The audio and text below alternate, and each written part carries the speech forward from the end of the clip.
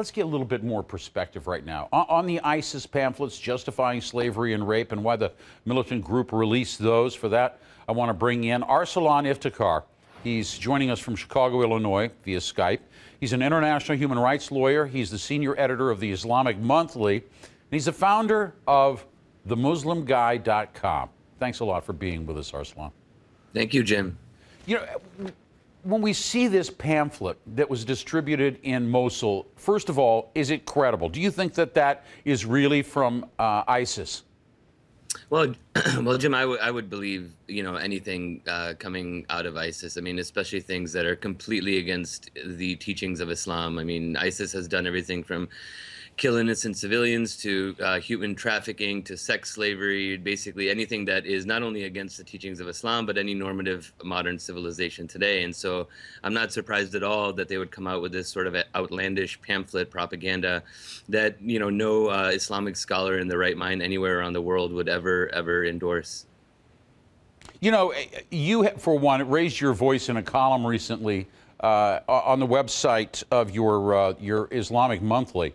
And I just want to bring it out. You think that the media, you think we should all stop calling them the Islamic State and call them the un-Islamic State?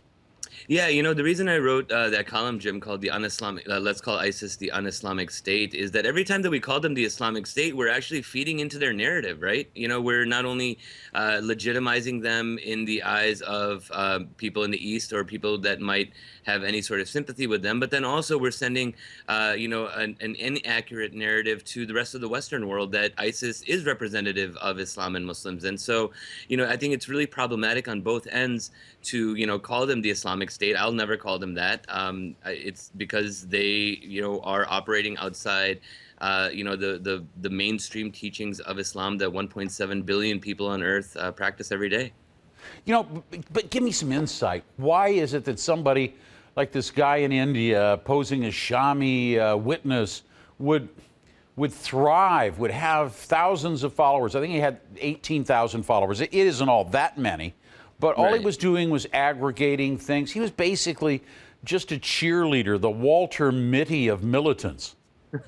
Yeah, that's a really good analogy, Jim. And you know what I like to say about these sort of online jihadis is that they're the worst form of lazy Muslims out there.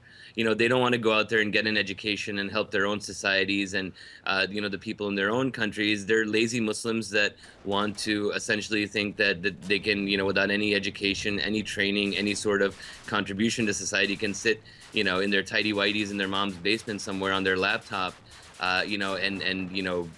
be a vanguard for the faith. And, it's not indicative at all of, what the mainstream Muslim community around the world, represents. 5 out of the last 12 Nobel Peace Prize winners, including this year's Malala Yousafzai, are Muslims. And so, when you get into this narrative globally about Islam and Muslims, sadly, we tend to only focus on the violent extremist aspects of it and not the plurality, the majority, the people who win the Nobel Peace Prizes.